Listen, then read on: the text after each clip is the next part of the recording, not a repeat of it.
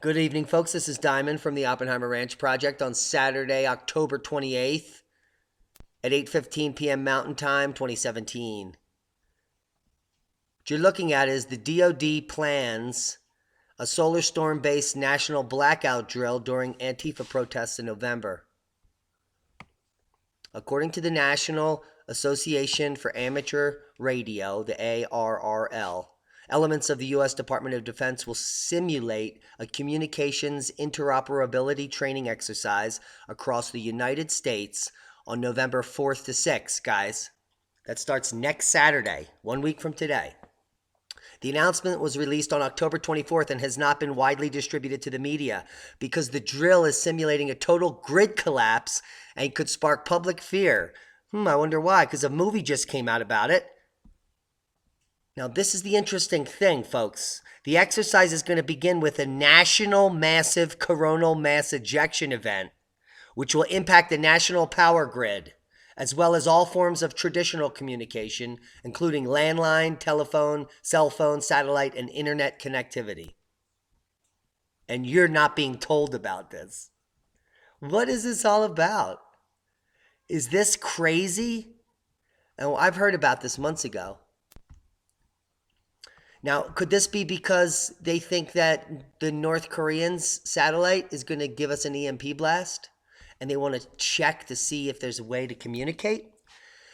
Because what they're doing is they're using the Mars Project and ham radio operators, amateur radio operators, to see if they can communicate during this event on special bands. So here it is.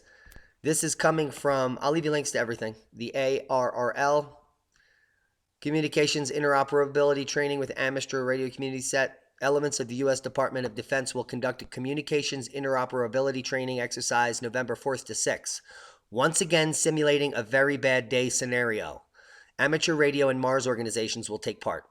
This exercise will begin with a national massive coronal mass ejection event, which will impact the national power grid as well as all forms of traditional communication, including landline telephone, cell phone, satellite, and internet connectivity. Army Mars Program Manager Paul English, WD8DBY, explained in an announcement. During the exercise, a designated DoD headquarters entity will request county-by-county status reports for the 3,143 U.S. counties and county equivalents in order to gain situational awareness and to determine the extent of impact of the scenario. Army and Air Force Mars organization will work in conjunction with the amateur radio community, primarily on the 60-meter interoperability channels, as well as on HF, NVIS frequencies, local VHF and UHF, non-internet linked amateur radio repeaters.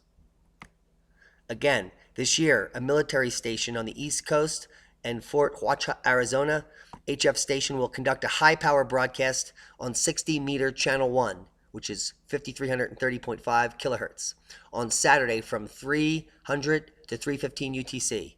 New this year will be an informational broadcast on Sunday on 13,483.5 kilohertz USB from 1600 to 1650 UTC. Amateur radio operators should monitor these broadcasts for more information about the exercise and how they can participate in this communications exercise, English said. We want to continue building on the outstanding cooperative working relationship with the ARRL and the amateur radio community, English said. We want to expand the use of the 60-meter interop channels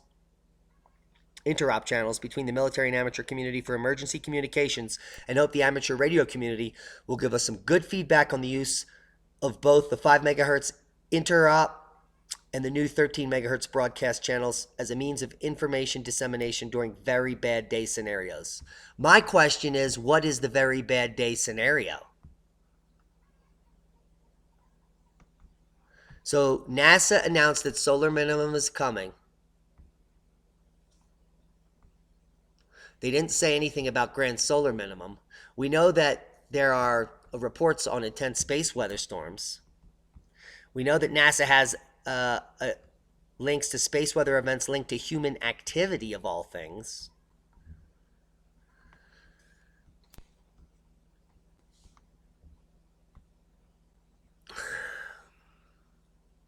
And then the U.S. government here prepared us for a space weather event. So this was back in July when we knew about this.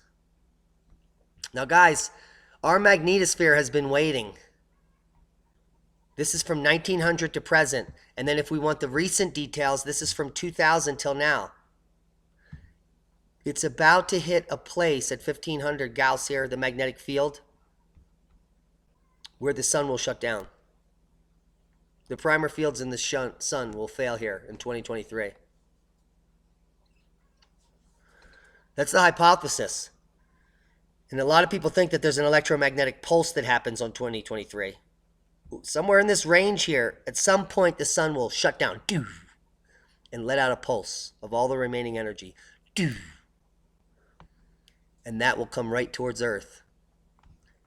It could also be because they're worried about North Korea and their potential with an EMP device in their satellites. But either way, the U.S. government is preparing us for an event.